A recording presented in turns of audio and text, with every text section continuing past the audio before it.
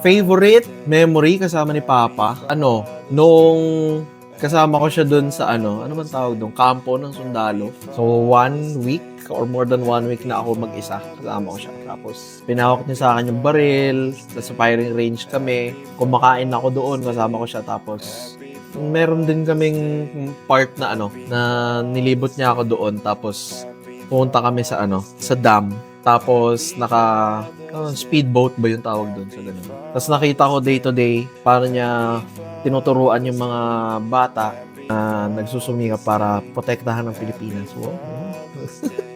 Tapos, nung time din na yun, naging instructor din kasi siya sa mga Girl Scout of the Philippines na naglilibot that time. Kaya, wala lang, sobrang memorable experience nun kasi nakaka-proud din na lahat sila, lahat na nakasama ko doon, lahat na nakasama ni Papa, parang ginigreet siya.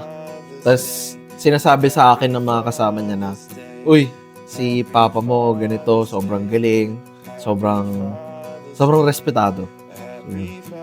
Yun yung pinaka-memorable memory ko kasama si Papa. Happy Father's Day sa iyo, Pa. Sana proud ka sa mga nagawa ko na achieve ko ngayon. And lahat naman to para sa inyo. Happy Father's Day.